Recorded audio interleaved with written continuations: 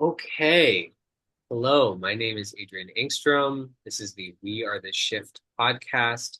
And I am so excited to have our guest on, Susan Campbell, who is one of my really good friends and a mentor of mine, author of 11 books, PhD, has been doing therapy for 55 years. And I just really love the work that she's doing in the world. Um, I'd like to briefly talk about your work, how I perceive it, and then pass the mic over to you. Okay. Um, I see your work as a process of getting more intimate with life by becoming aware of whatever is present right now in my human experience and using some awareness and expression techniques to help that move and change in its own natural process to become whatever else it wants to become, because the process of life is always changing. And having said that, it sounds like such a wide net. Of course, there are personal applications for personal healing. There are impacts that it can have, positive impacts in your relationships, in your work life, lots of other things that can show up in unexpected ways. Yeah. So having said all of that, Susan, it's so nice to have you. Um, is there anything you'd like to add? Well, just I think as we go along, we'll describe what we mean by some of these things, like being more in the present moment and open to the flow.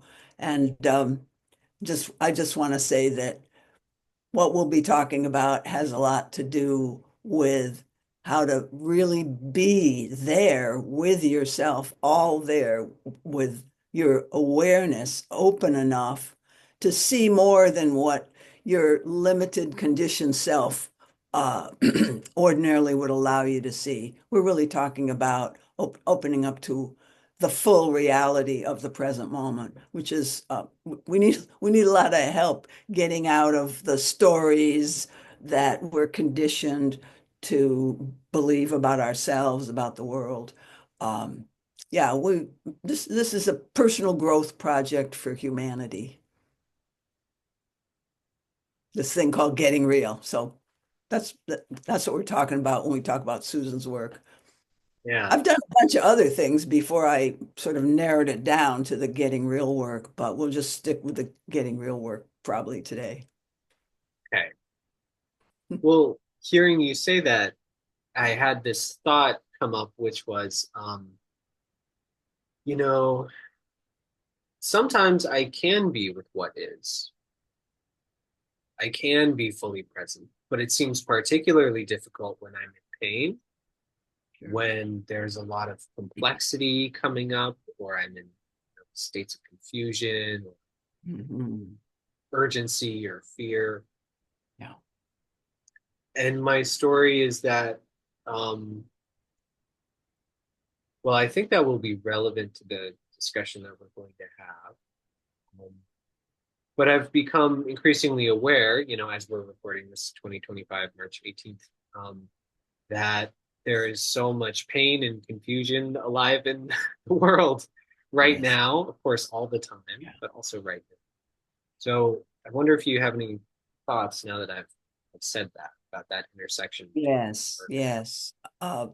Well, the times we're in some ways, uh, are something that humanity has never quite been in together before. I sometimes like to see the big picture of humanity, but there is the rise of authoritarianism and fear mongering. Let's just put it very bluntly. There are leaders, call them supposed leaders in the world, and Trump in particular in our world, but he's a symptom of something that's bigger that I'm not sure how to interpret, although I think uh, it has many roots. One of them, though, in the climate emergency that we're in.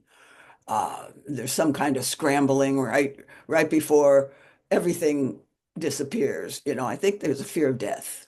going on around. And I don't know what that um, is doing to the society exactly, but I know that in the world that I live in, there's sort of this background of fear. What's going to happen? How do we make sense of this? So one of the let's call it opportunities from this crisis is I think many of us are becoming dysregulated more so than usual. We've become aware through the work of different trauma researchers and people who look at how the nervous system gets regulated and dysregulated, people who look at, first of all, what children need to have a secure nervous system. So there's a lot of information that's been coming up the last 30 years or so. We call it being trauma informed, realizing what fear does to your nervous system and what fear does to your ability to think clearly. So now more than ever, we need good tools to keep ourselves like calm enough to see what's right in front of me that I need to deal with, and what's a little further off in terms of my intuition, my sense. There's something that's a little further off that I may have to deal with. So um, it's getting very complex and scary in the world for many of us. And so that's becoming almost like the water we swim in.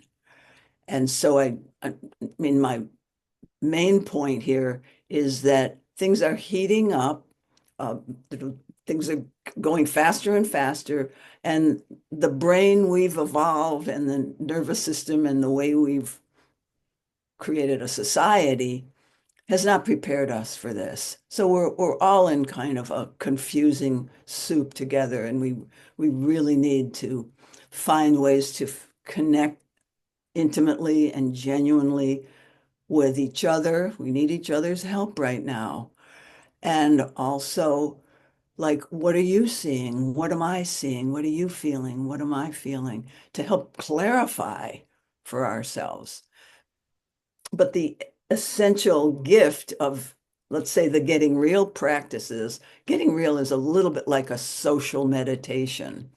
It's where you witness yourself in action with other people and you notice all the ways that you're not present. Oh my gosh, I'm imagining that that person is going to tell me I don't know what I'm talking about. Because there's a time, this is a time also of a lot of different points of view, even among liberals, lots of different angles. So when we notice a fear like that, how do we like, oh, that's a dysregulation that comes from this thought that person's going to tell me that I'm wrong or disagree with me, and that's going to cause discomfort. Let me feel what's going on right now. And so the basic practice is anything that's unpleasant or dysregulating that's coming into your field, being willing to feel that and go, let me see how much of that I can really be with so that I can integrate that feeling, allow that feeling to be here.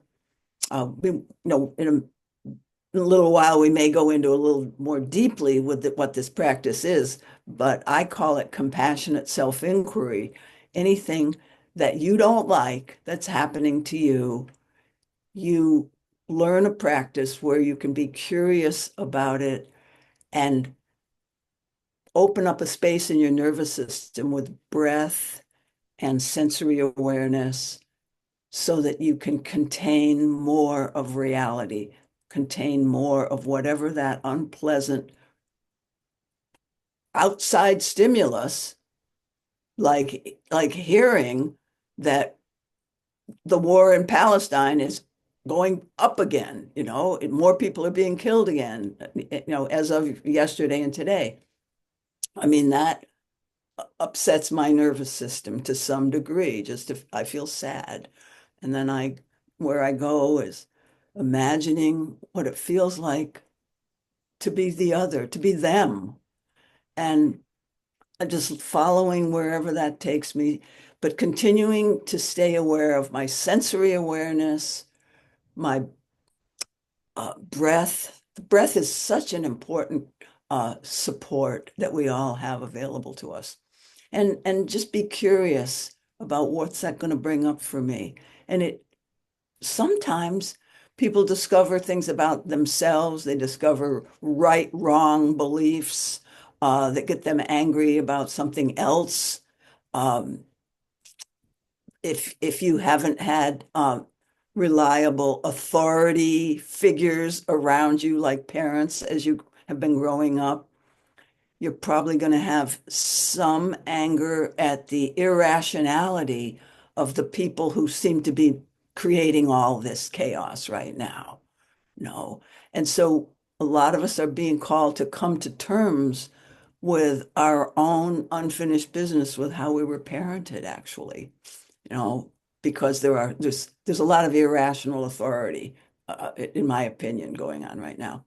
So everything that happens to us is to expect, can be. I mean, it's everything that happens to us. We don't understand all of why or any of that, but it can be to more and more deeply feel whatever you feel and find a way to communicate about it, to ask for what you need from others, to journal, um, to host a podcast so you can ask smart people what they think, all kinds of things. Um, we all have development going on. We're people who would look at a podcast like this are trying to develop our capacity to handle more complexity and more real truth. What is the truth? So we just need to have some tools where we learn how to slow down in our life and feel what we're feeling and notice all the different I call them control patterns, but we wind up judging as I have an unpleasant thing happen to me. You know, somebody says something to me that I find insulting, let's say. Uh, what do I do with that? I find myself in a pattern of judging the other person back. I find myself in a pattern of criticizing myself or doubting myself. There's so many personality patterns that we get to notice by doing the noticing practice. It's really just a noticing practice. So, I mean, that's the main point of my work, is to help us identify all the impediments to being present, because it's hard to just feel and, oh no, now what's coming up, and now what's coming up, and oh, there's a thought. And when we notice those, there's a thought is like gold, because that often is some kind of control agenda where you don't like what's happening, so you make up a reason why, or you make up somebody being wrong or to blame or that sort of thing. Those control patterns is what I call them. They're just thought patterns. They're also behavior patterns sometimes, like patterns of uh, not being able to listen to somebody who's not saying what you wish they would say. So you interrupt and you try to be heard. All of those are patterns. There's just millions of personality patterns that, a population could discover in themselves. I myself probably have hundreds that I'm aware of and hundreds that I'm not aware of, but they're all based on unfortunate conditioning, childhood conditioning, or conditioning by living in this society that has values that are not in alignment with, I'm going to call it natural laws or the laws of life. They're not promoting life, a lot of the values, materialism, greed, selfishness, these kinds of things. And yet we all have those values embedded in us. I mean, this again is the water we swim in. So how do we get real in a world that is not supportive of our true nature. So I haven't always thought things were very difficult in the world, but they're difficult now. I mean, I've had the Vietnam War era was a very difficult time that I lived through. The McCarthy hearings was a very difficult time, and now is a very difficult time. But we had a big space between the war and the Vietnam War and now. I say we, I'm really talking about um, the the US right now. We had a good run here where there wasn't that much fear in the collective. It's actually incredible for me to think back on that period of history and to think forward to the next 60 years and just to ponder the differences or what it would have been like to be born right in that post-Vietnam era. It's also really interesting to me that a lot of my expectations about the world, and I think this is true for many of us, white middle class Americans, are still founded in that era. And that's part of why this is so profoundly dysregulating, because we're seeing the disappearance of the world that we are used to.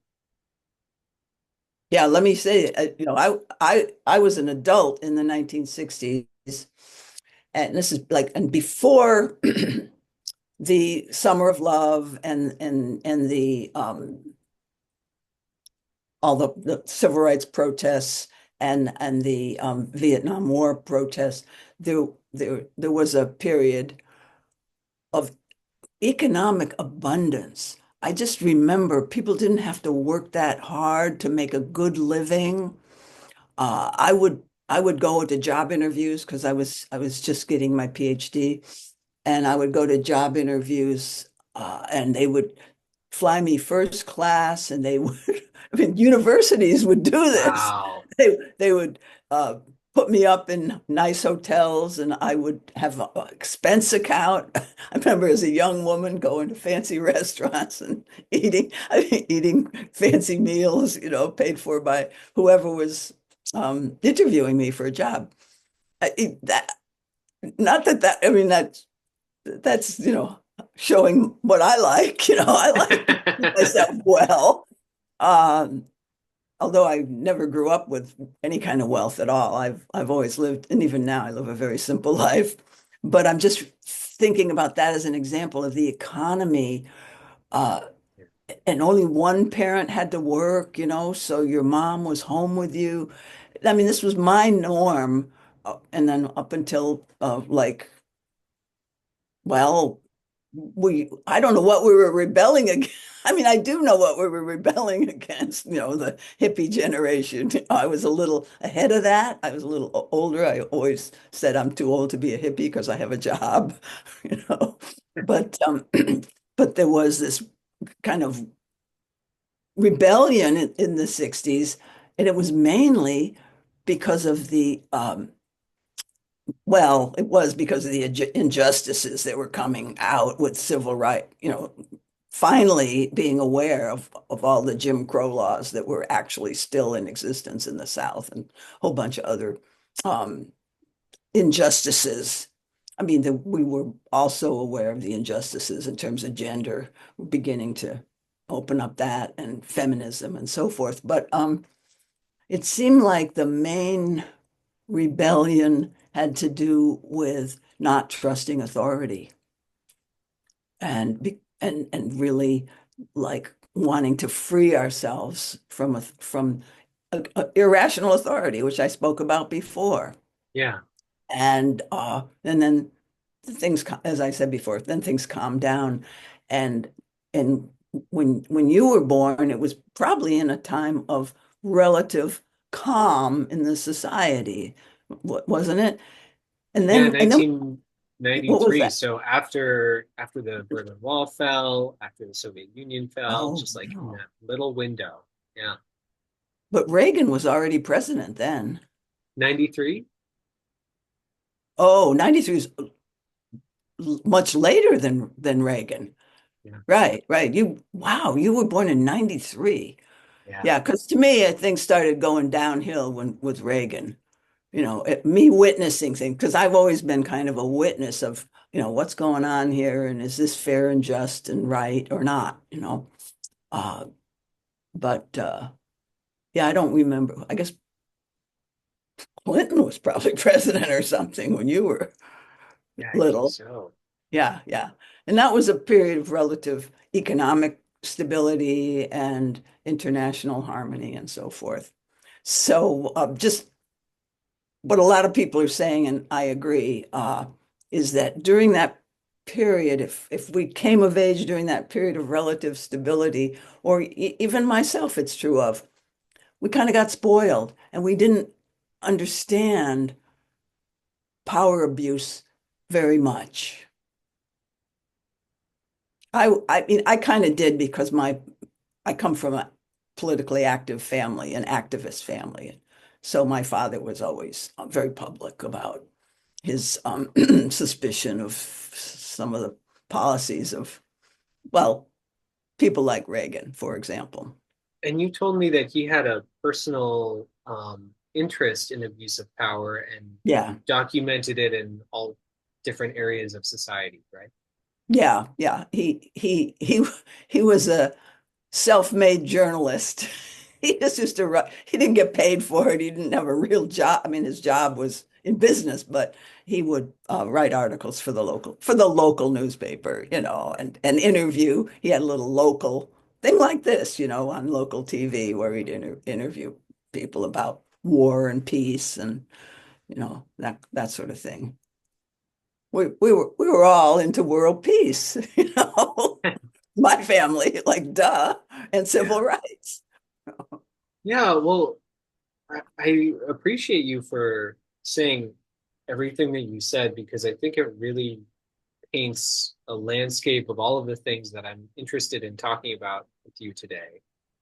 The getting real work, the personal context it occurs within, that we all have control patterns, we all have Mhm. unconsciousness, and then the historical context that many of us are living with, and the new historical era that we seem to be moving into.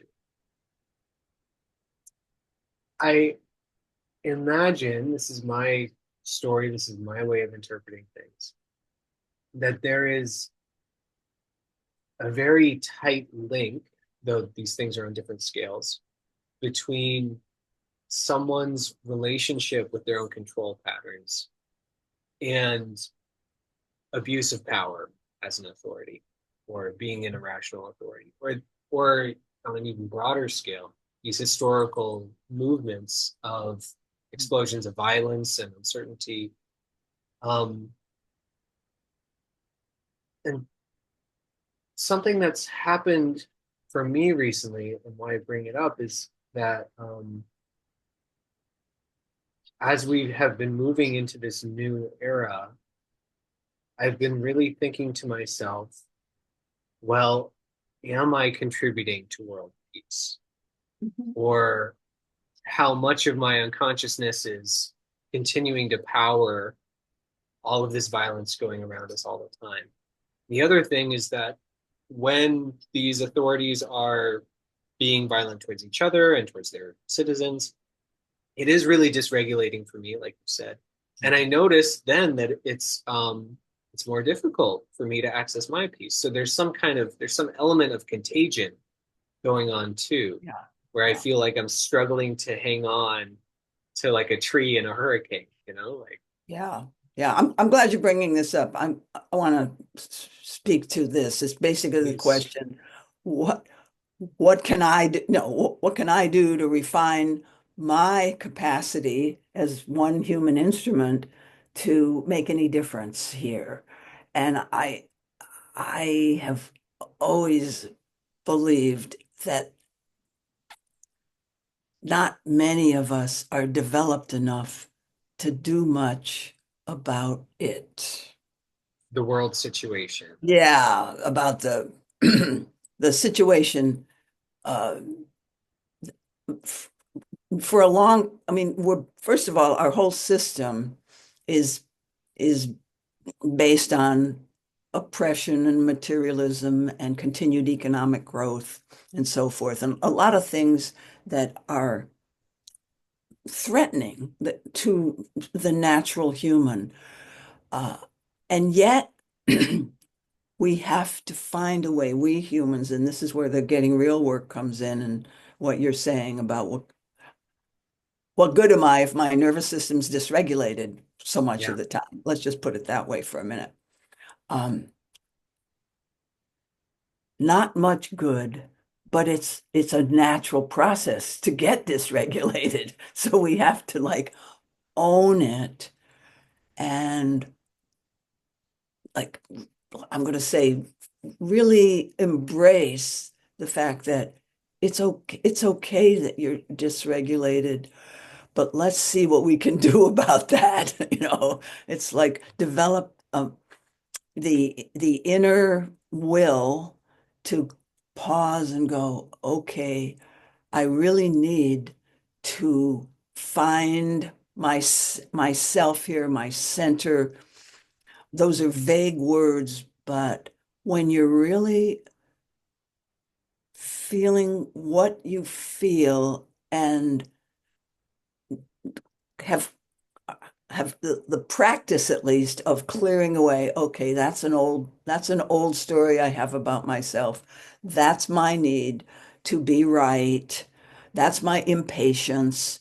One of the big things right now are impatience, at least that I see, impatience with other people's point of view, not necessarily about politics, in a marriage. I I belong to two couples groups that are friend groups. There's nobody leading them, but we witness each other as a couple interacting. And the impatience that partners will have with each other when they don't feel heard. Okay. Uh, Most of us have been in a relationship where you don't feel heard and you can't hear the other person because you haven't felt heard. And so you're just waiting for your turn so you can get heard.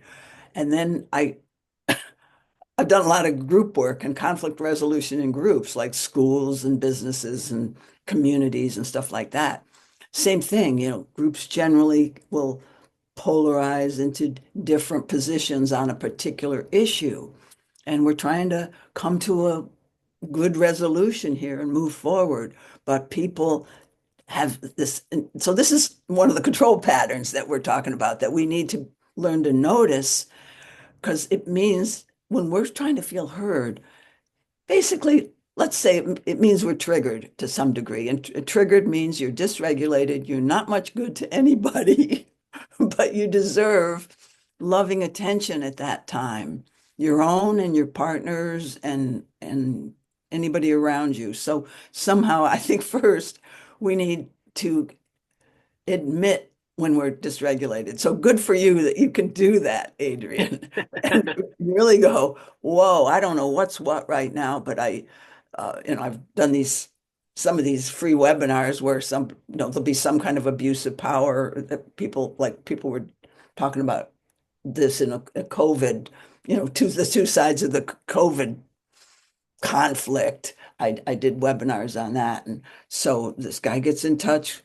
with how his father was an irrational authority because he felt that he was being forced to do the vaccine when he didn't want to, and or or he at least didn't like that other people were. It wasn't even that personal, but it triggered him, and then he was reminded of his father, and then he sort of looks at his whole life. He's moved by his own trigger about the world situation to look more deeply into how much unfinished business he has with what I'm calling irrational authority, and I think his father's treatment of him in the incident that he shared with the group. And this is on YouTube in a one of my videos called um, COVID, uh, what's it called? Something like COVID polarization or something like that, to vax or not to vax. So I have a few videos on that. But he sees just by his trigger react. First, he notices he's triggered by the thought that they're forcing me to do something I don't want to do. And many of us, many of our listeners now have had that reaction at some point. And then when he investigated it after making a calm space available inside of himself. So people need to learn how to do some uh, awareness practice where they get more present to their body sensations and their breath, and then let in his thought about they're making me do something. And then breathe some more and feel where that takes you. And while you're doing this compassionate self-inquiry practice that we do when we find we're triggered, this is something I teach in that book, From Triggered to Tranquil, we discover a lot of our control patterns. He's wrong, I'm not listening to him. And a lot of this kind of stuff then fuels that impatience that I was talking about a minute ago, where it's very hard to support one another and to help make the world safer when you can't even hold your hold your water, is a colloquial expression, Yeah. long enough to hear the other out, feel what you feel inside when you don't like it, notice the feelings of dysregulation, do a little something to kind of calm that down long enough to leave a little more space between what I'm feeling and what you're saying. And of course, this is the opposite of impatience. So I think that's one of the biggest things that's in the way of cooperation between humans now, because even people who agree, like even married couples who agree that, we love each other, we want a nice life, they can't slow it down enough to go, wait a minute, I need a moment here. What'd you say again? And slow it down enough to get curious, to get truly available for some new information. See, when we're triggered, we're not really available for much to come in. We're caught up in unconscious defense reactions. And I think we all need to admit how often we're triggered, i.e., dysregulated by just something we don't prefer. I'm kind of making fun of that right now, but it happens to everyone. We need to we need to relax into that. So admitting how easily we sometimes can get triggered, and then seeing if we can find ways to slow it down and notice all the things about ourselves that tend to jump up and defend ourselves in some way. Or, don't you talk right now. You just interrupted me. I see this so much because I work a lot with couples, and you can generalize out to uh, groups, because I used to work a lot with groups in conflict. Um, the, the getting real practices are really also about valuing knowing yourself enough to find out all those shitty things about yourself, or you think they're shitty because they have you be behaving kind of irrationally sometimes. If we could start admitting and being curious about our own self a lot more, we could become a clearer channel for reality. And also, you kind of mentioned in your beginning remarks that there's something about just being there with myself. Now that I know I was just triggered, but now I'm back and I'm aware of some of the pulls on me to not like what's going on, and see if I can contain the not liking. If you have to like everything, then you're not going to really be very effective with the actual world that we're living in some of the time. I'm not saying it's all horrible or anything like that. My life is wonderful. Uh, probably because I've done this work for so long, and it really helps the work of noticing the things that are just automatic defense reactions in myself. That Yeah. because once you're open and present and you can kind of feel yourself, you have this inner power that nobody can take away from you, even unpleasant things.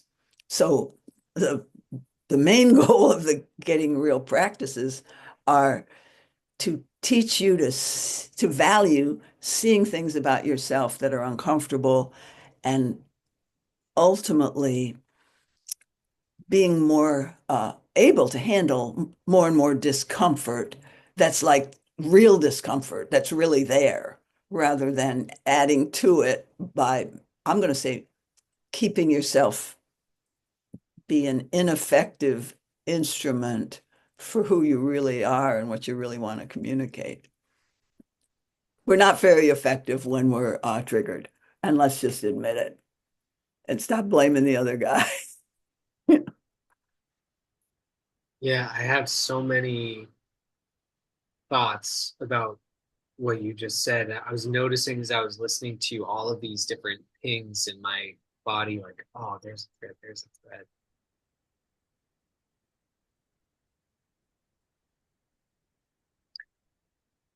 I think I'd like to add to the little sales pitch that you gave at the end for why people might want to do this work. Um, because I'm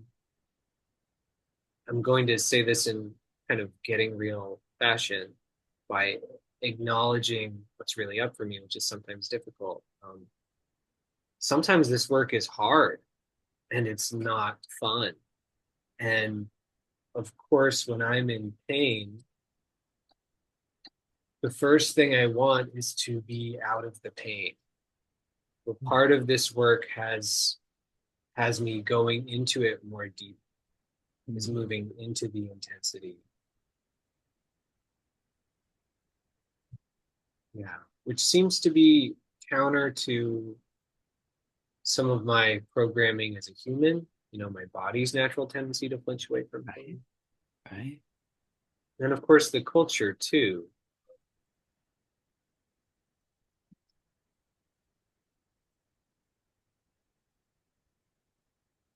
Yeah, and it is so interesting to me that this work of becoming more whole can be so countercultural. Anyway, my sales pitch would be that yes, it is sometimes very unpleasant, very difficult. And personally, I have lost a lot of relationships and a lot of ways of seeing myself from really engaging in this work.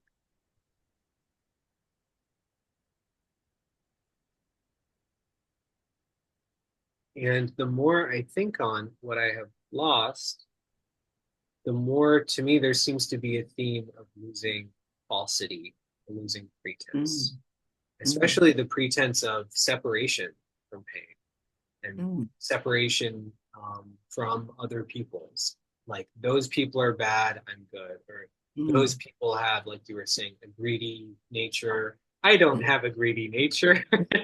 It's all over there, right? mm, So giving up more and more of that kind of um, cheap tendency to deflect the pain mm, has actually brought me more into a feeling of shared humanity with mm. the people around the world who are in pain and the people who are inflicting pain. Because I even have that part inside myself, right? That desire for it. Yeah. And it feels like this shaky tenderness Mm, in my body of moving towards more love for life and the human condition.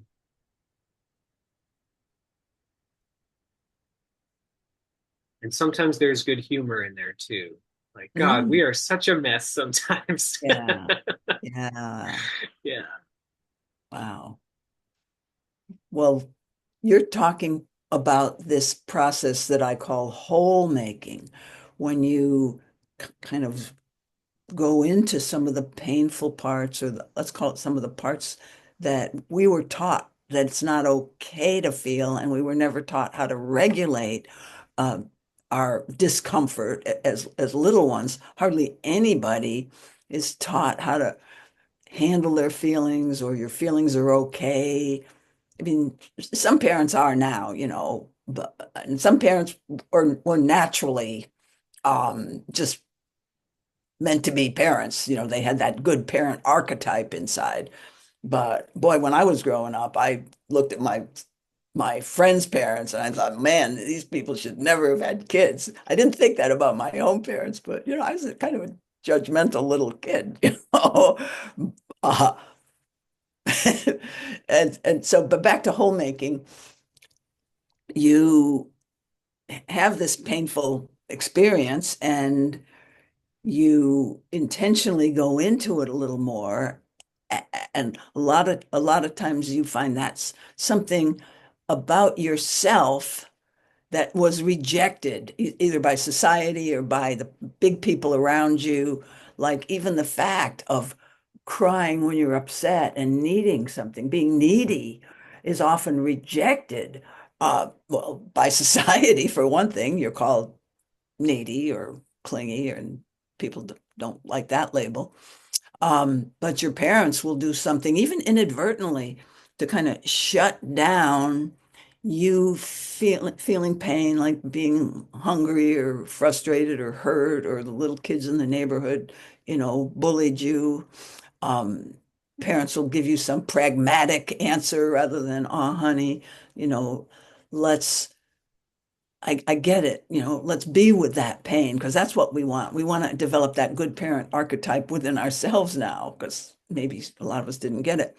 So I'm using this term whole making. There's parts of yourself that you discover that were repressed in your past, and many, many of us um, were rejected for having pain.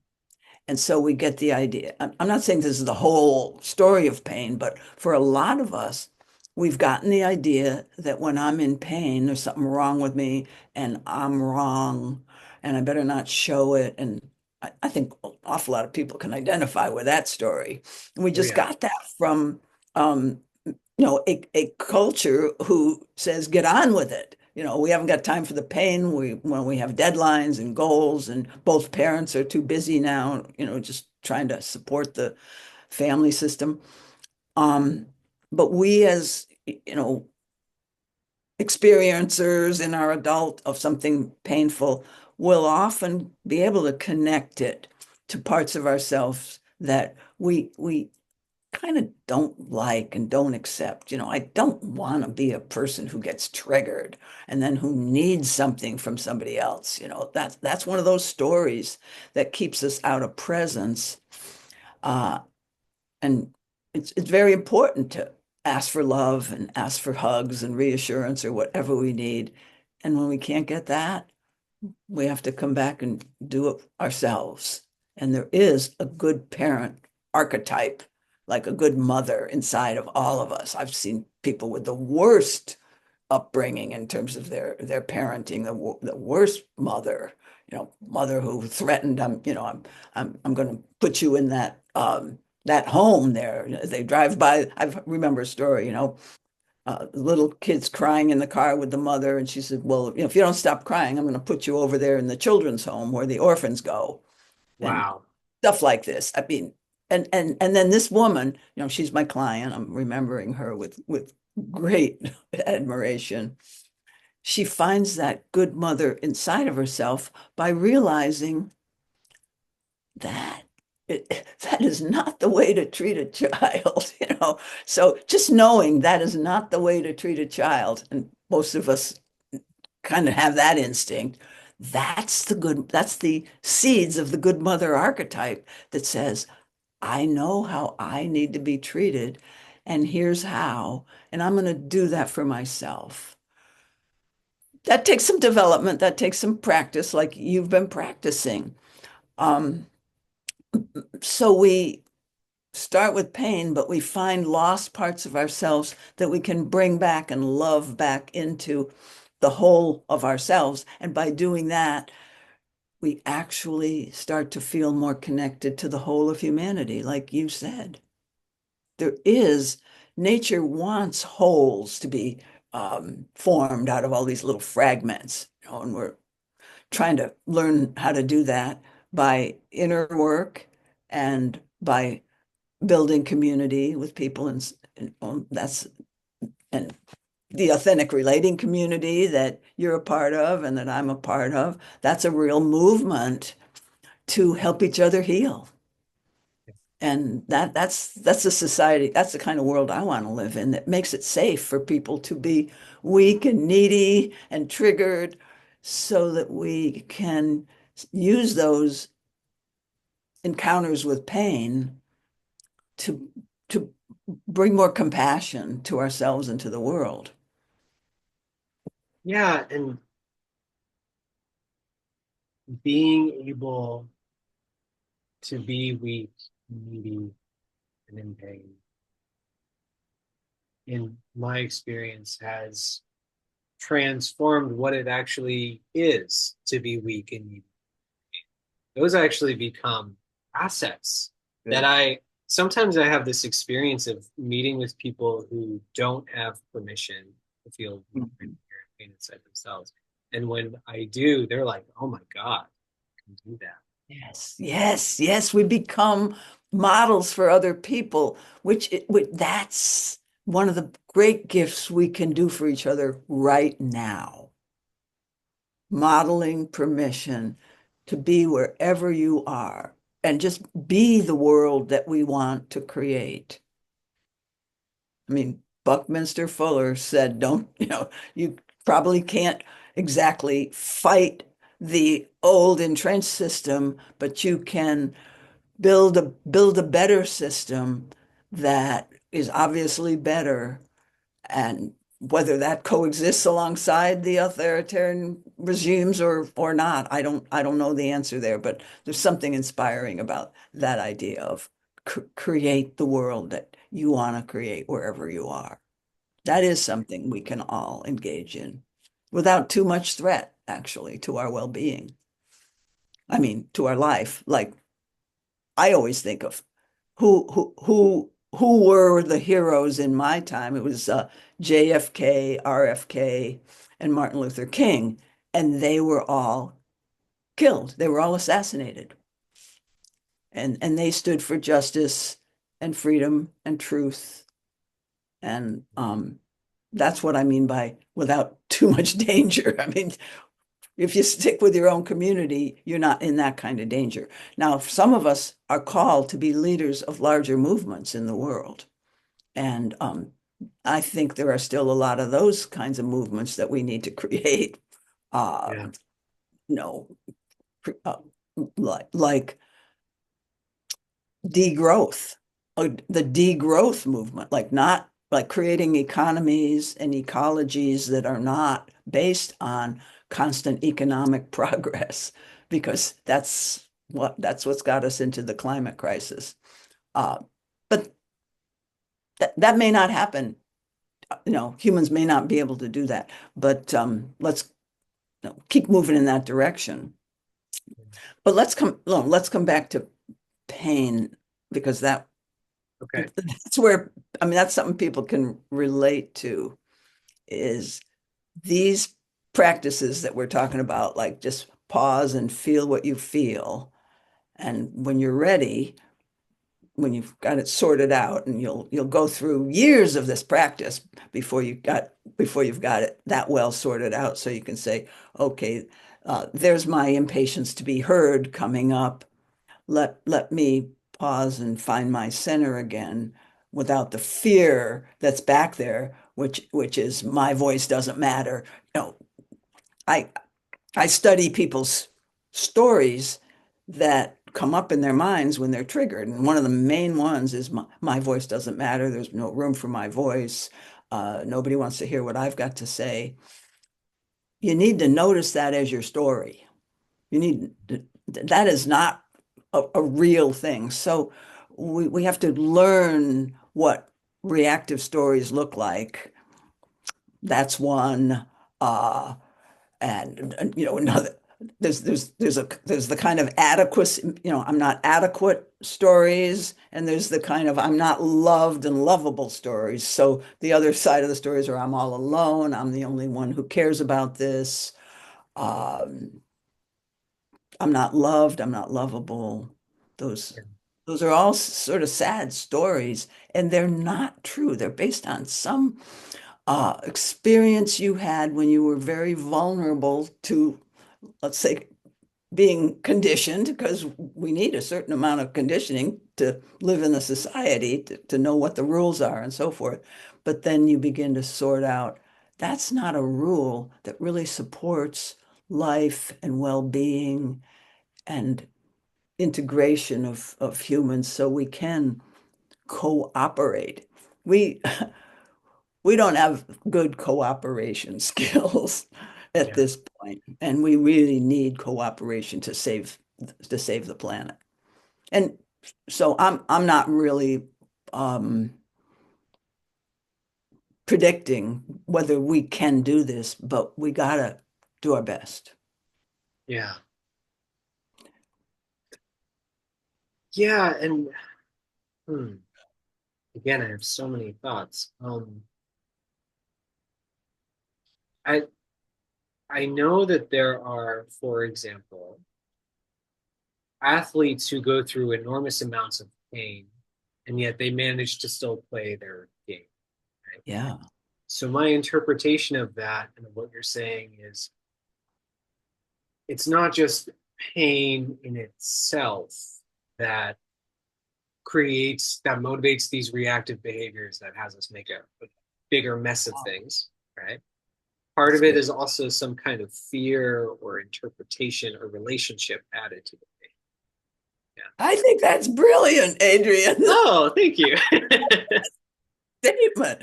Uh, yeah, it's the meaning we give to the pain is at least half of the pain itself, probably more, because the athletes are going, this is serving a higher goal. Oh, higher for them, and good for them. Takes And so just like an athlete, it takes discipline to learn to manage that kind of pain. It takes discipline for me as a human to not misinterpret the pain through my old story, which is I'm not good enough, I'm not lovable. If I feel this, I'm bad or wrong in some way. yeah, That's so essential, just that.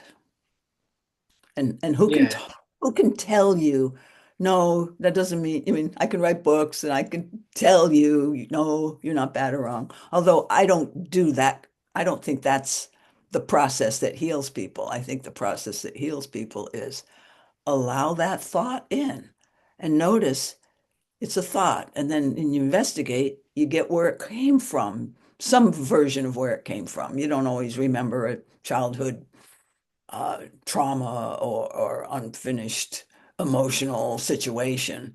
So, I mean, sometimes the tiniest things can create adult big defense mechanisms. Like I remember one guy who he was too young to hold the birthday cake. He's supposed to he's 4 years old and he's bringing the birthday cake into his grandpa and he drops the birthday cake. And and everybody gets all in a tizzy, so this is like a childhood trauma for this kid, and he had a loving family, but they got all upset about his failure, and to this day he keeps dropping balls and failing, and it's become the story of his life. And I don't know if there's just one incident like that. I doubt it, but when you have one incident like that, then you start collecting other, let's say you're four, and then you start collecting other incidents that are similar, like, gee, I'm not as good a reader in second grade than the other kids. And you start collecting incidents that you're a failure or something. And when you can unravel that and find that innocent, lovable, capable kid in there, oh, you start seeing evidence to the contrary of what that narrow story about yourself, where that took you. And how sad to see that. But we probably all have to grieve a little bit for the wonderful potential that was there as we were growing up, and then it got cut off in various ways. So there's some grief. That kind of pain is also relevant to what we're calling this inner work of getting real. And anger and Yeah, we have to find that, own that. disappointment, fear, shame. I'd actually like to change the focus a little bit because Yeah.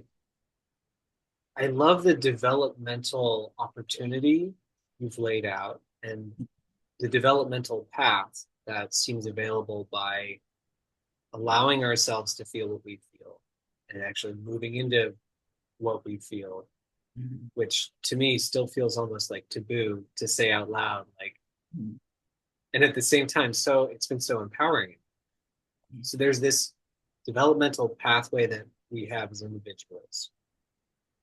There is an opportunity for us to heal ourselves and then show up for other people as more because we're not freaked out or overwhelmed so much. And then, of course, there's the historical moment of old order breaking down into disorder and increasing dysregulation. But another piece that I'd like to add in was what you named about um, maybe you called them heroes growing up, RFK, JFK, and MLK, Mhm. that they died. And I noticed that when I think about the world we're going into and the kind of person I want to be, I can't really think about those topics without thinking about my death and Mhm. what kind of life I will look back on from my death, Mhm. what kind of life would be worthwhile to have lived for and died for. Mhm. And increasingly, this old white middle class ideal um, that I still see among my friends and that I still wish was available to me seems untenable. The ideal of being able to live a mostly peaceful life, a long life, have Mhm. 30, 40, 50 years of time for personal growth and to achieve peace and deep relationships, and then to pass out of the world feeling satisfied with that.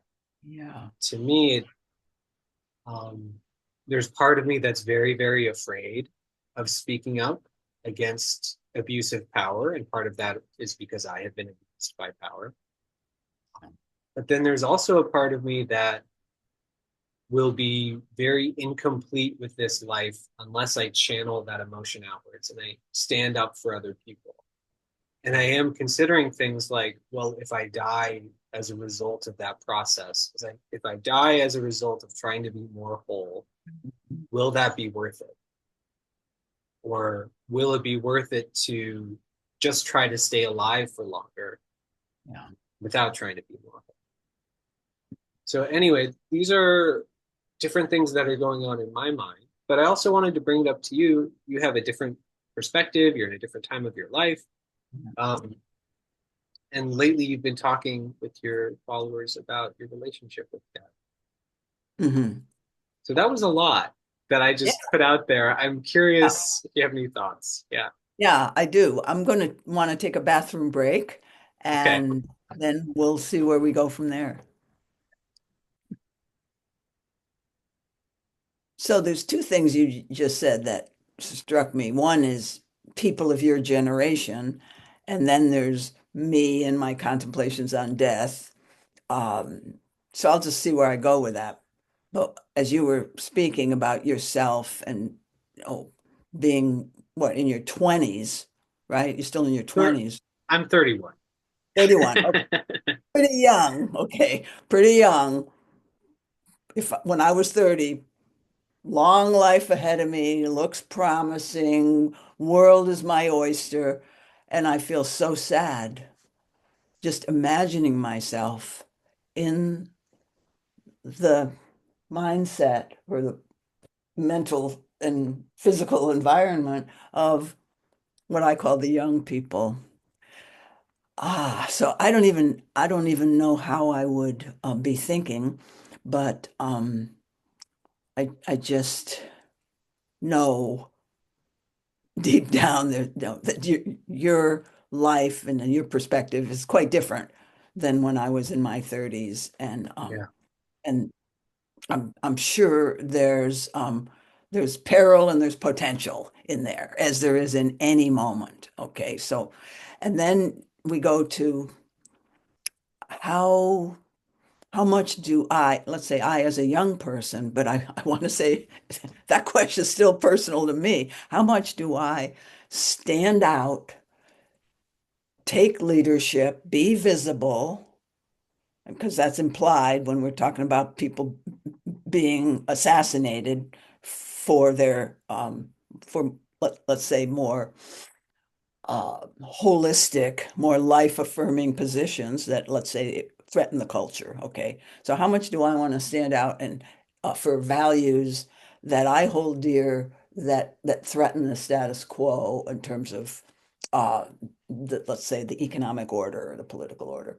Um, and how much do I want to do a different kind of work that keeps me a little safer, frankly? Yeah. I mean, is that kind of one of the things that you were saying?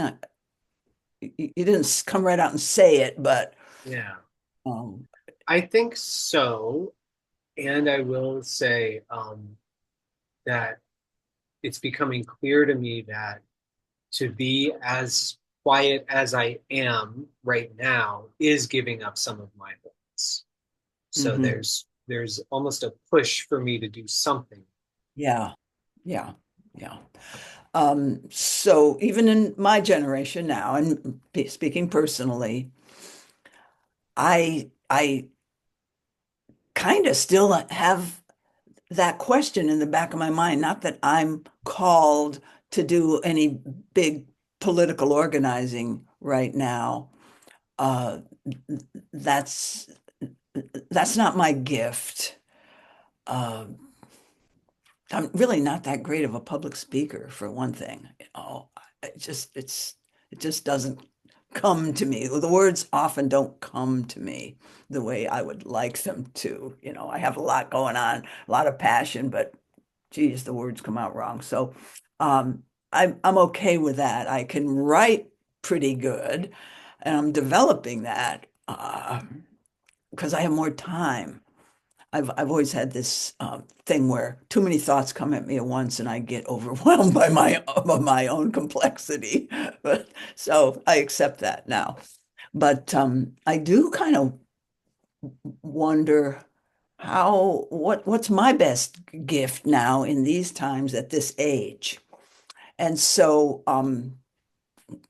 first let me just say, so then let's tie that into the series of blogs that I've done on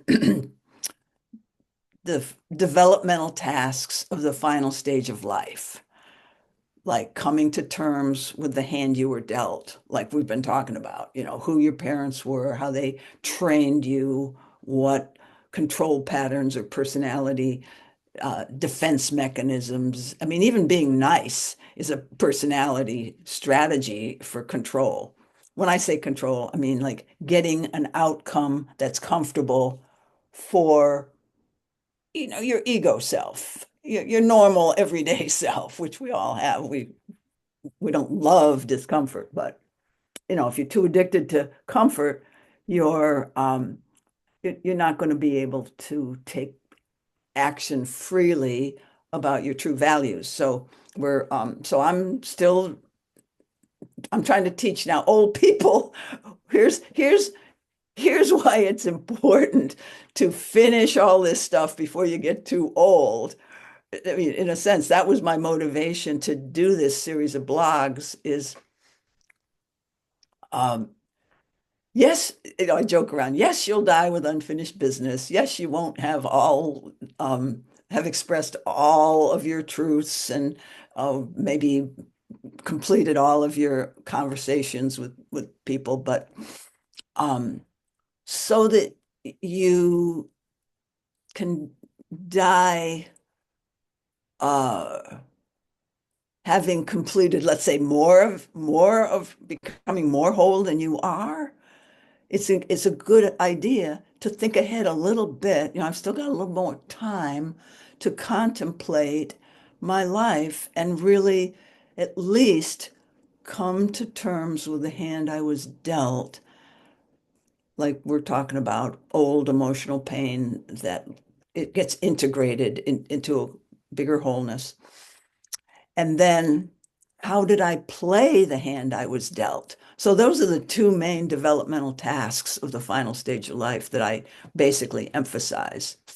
And that's been inspired by all the old people that I see who just um, feel shitty about their life, frankly, about how they lived their life.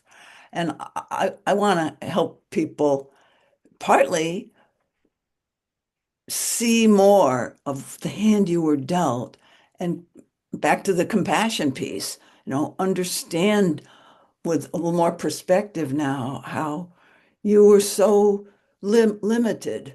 It was like you went through life with one leg shorter than the other. And so you couldn't become a track star. It's sort of like that with your personality. There's there's one leg shorter than the other in your personality in some way. And you had to do what you could with that. And so the the death blogs are really about your reflections on your life. I mean, people call it a life review, but I just went into it in more detail to motivate people to.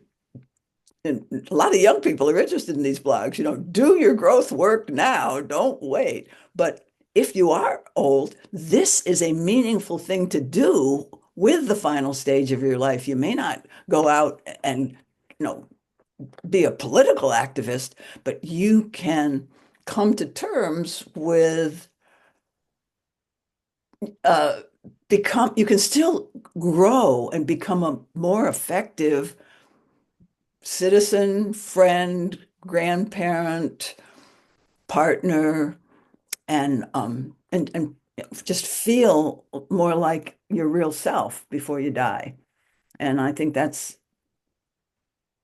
worth doing because a lot of people don't have much meaning after they've retired from their jobs and so forth. So I was just trying to like motivate. It didn't come from something that personal in me.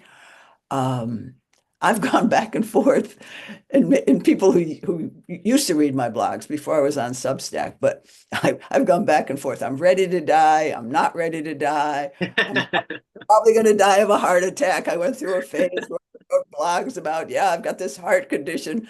I do not have a heart condition. I just thought I did. And so I was kind of getting ready to die. But that's been cleared up way before I started doing these death blogs. So I honestly feel, even though I do have blood cancer right now, and I've known about that for about a year, but in all the diagnosis to find out what was causing out of breath, because that was my symptom that made me think I was going to die any minute. Um, that symptom's gone because I have medication for my blood cancer, so there's more oxygen in my blood, and it's a very slow growing cancer. It's not going to kill me. I'll die from something else that because this does lower my immunity. Um, but I don't seem to be getting colds or sick. I've never gotten COVID, and this is all I've had this blood cancer for 4 years. I didn't know it until a year ago. But I have a different attitude now. I'm not ready to die. I used to say I'm ready to die. I've completed everything. But I think that was partly because I had this feeling that my heart's not working. Going through all those tests, this is just getting personal now, but Sure. found out I have a perfect heart and no plaque.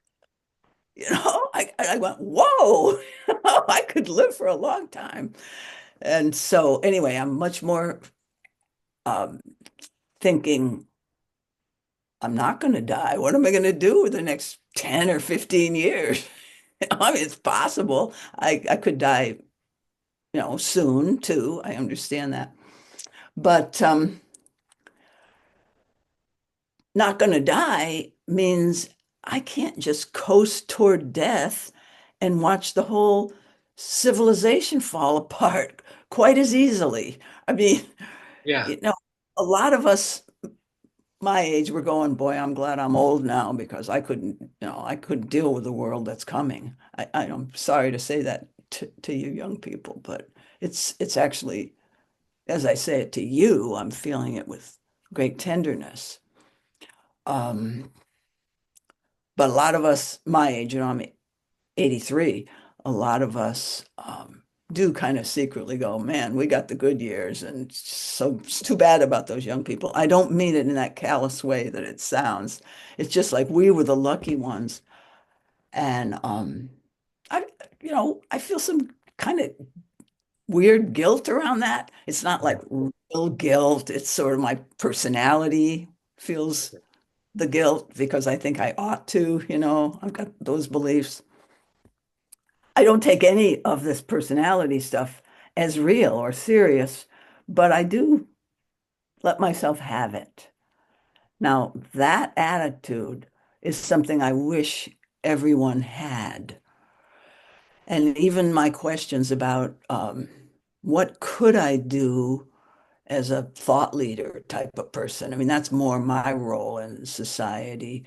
I do believe that it is important for as many of us who can is to join the resistance against the current administration in our country and just whatever you feel moved to do, like write letters, make phone calls, which I do, um, donate money, which I do, but those are all safe things. But is there any more as like a thought leader or seeding ideas, supporting young people in their movements. Because I used to try to start movements like, universal basic income is an important movement. I used to call it the guaranteed annual income. And I tried to start that movement when I was young and had different kind of energy. But I think that's a movement generated by some young people that really needs supporting. So that's what I'm sort of still struggling with. How can I support young people in their various movements in a way that's it's tangible? And I don't, I mean, I have always supported this guy, and I forget his name right now, who's a big advocate of that movement. Andrew Yang. Is Well, that Andrew is one, yeah, but there okay? was somebody else before him, but they're all, I mean, it's coming from many, many circles now. But yeah, I want, now that you mention his name, I want to get with what he's doing nowadays for that. I mean, that's just one example, because with AI coming and so forth. So, Yeah. I mean, I'm, I have lots of ideas for improving the world, but I think where my gift needs to stay is teaching people skills how to become more personally effective, cooperative, and collaborative so that uh, what your actions are actually effective because you're there with the actual reality and you're not working out, let's say, working out your issues Yeah. uh, in the process unconsciously. We're probably many of us still working our issues, but if we can do it more consciously and go, okay, I know that I'm a little rabid about this issue because of who my parents were, and then I go, I'm going to go ahead and be rabid, but with a little bit of compassion for the whole situation, a little humor. When you see things from a bigger perspective, but still can act, that's a very powerful place to be. So I'm still trying to get there myself. Yeah. Ah, well, I will say that it feels really wonderful and inspiring for me to be listening to you, engaging in this reflection, and the sort of curiosity about how you can um, welcome more of life or how you can support more of life unfolding in people and society around you. Um, yeah, and I'm glad you're alive still. I hope you do have another 10 or 15 wonderful years. And could I share something that you told me one time about the period of life that you lived in? You said, I came for the party, not the hangover. And I love that. I still think about that a lot. Yeah.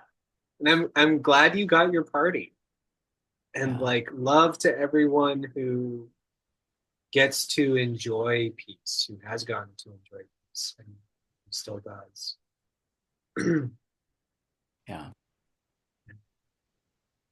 Yeah. I I'm think I, feeling sad right now. Just yeah, acknowledge that, but in a good way, in a connected way.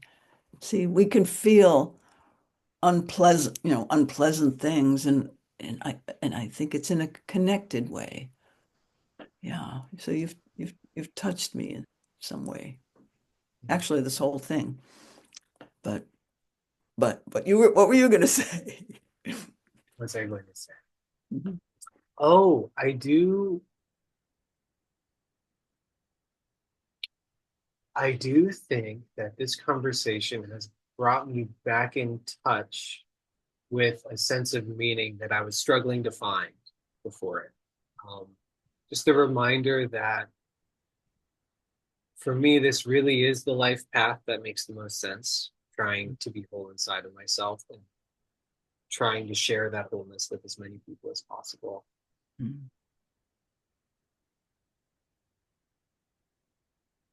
Yeah, and kind of the aspect of individual transmission and experience that I've had as part of my relationship with you, that you did all of the work to heal yourself before I met you, or you did a lot of it before I met you. And then I got to benefit. I got to experience someone showing up for me as secure in themselves, being okay when I'm upset, angry, or whatever. So I'm also left with gratitude and hope. There is still fear in me about the world situation and what will become of me and so on. But it seems worth it to persist anyway. And Yeah. I'll hold on to that. Yeah.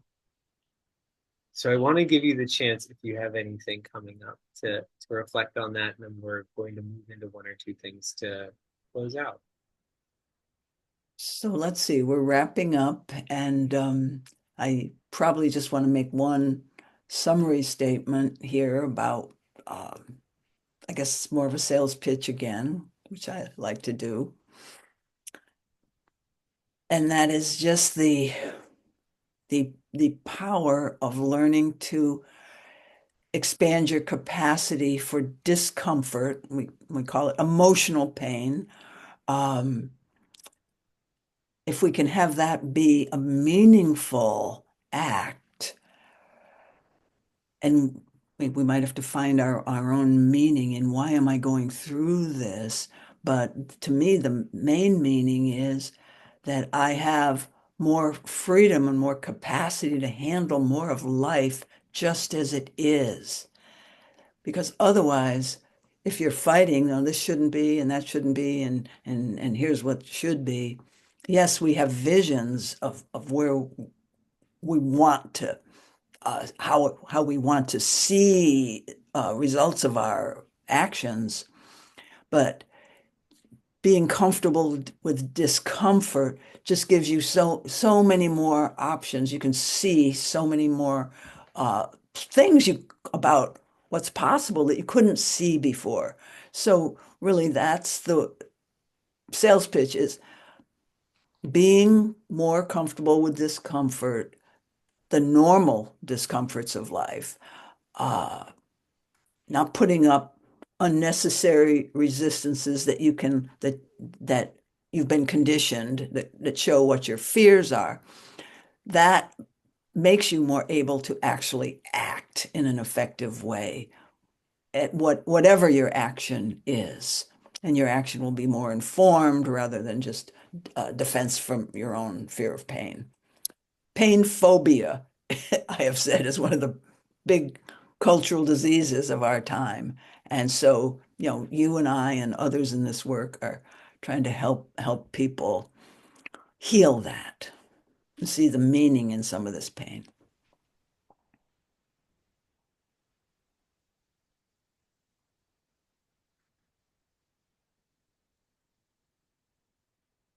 I'd like to do two things to end. Number one is I would like to name something good that I'm leaving this call with, and I'll invite you to do the same. And number two is give you an invitation to tell people about how they can find more of your work, because I'm sure they're interested. Okay, So you go. I'm leaving. Oh, go ahead. No, I said you go first. I knew you were going to. It's kind of kidding. um, what I'm leaving with is actually that last thing that you said, that being able to be with pain and healing pain phobia can broaden our capacity to act so much. And what it also stirred up in me is this pleasure and this love that comes from just orienting myself towards that, just orienting myself towards being a whole person. Just kind of feels like, oh yes, this is the right relationship for me to have with Hmm. it. That's one of the really beautiful gifts that I've gotten from getting real work. So thank you very I feel so just warm and excited and actually loving hearing you say that. Hmm. Let me take that in. Great. So, my work. Well, I actually am not selling much for money anymore, although I will. I, I'm stopping doing structured webinars and things like that and seminars. I have one more to finish up. Um, but from here on in, I'm probably going to be offering more unstructured things. When I say unstructured, I mean you just sign, you just sign up or just show up. Those free monthly, I give free monthly 1 hour group coaching calls on the first Tuesday of every month, 10 a.m. Pacific time, and those are always announced in my Substack at the end. So last time we had a topic, attachment styles. I just pick up something that interests me. Oh, so it's more spontaneous in the moment. So I'm offering things like that. And then this next first Tuesday of April, I'm going to be just doing a relationship Q&A, just bring questions. And so I plan to do more unstructured, unplanned things. You'll just have to have faith that something's going to happen that you can maybe benefit from or practice being yourself in or something. So I'm entering a new phase in my offering. So what I'd like is just find my books at susancampbell.com, read them. There are a lot of books. Um, Find me on YouTube. There are a lot of videos, and then you'll get a feel for what we've been talking about because there's so much. And we've taken a slice today, but I would like people to get familiar with all the things that I've written even before I got involved in getting real. I have a book on intentional communities, a book on education, uh, couples, a lot of stuff on couples work specifically. So I I want you to know me through what I'm writing and what I've written, and that'd be the greatest gift to me. I feel really warm having heard that. Yeah. And I'm so glad that I've gotten to know you. And here is my ringing recommendation that everyone gets to know you too in that way. Oh, thank you so much, Adrian. This was an opportunity just to speak with you in this kind of free-flowing way. I feel so flattered, and it's really filled me up at a time in my week when I really did it. So thank you for being here. Yeah.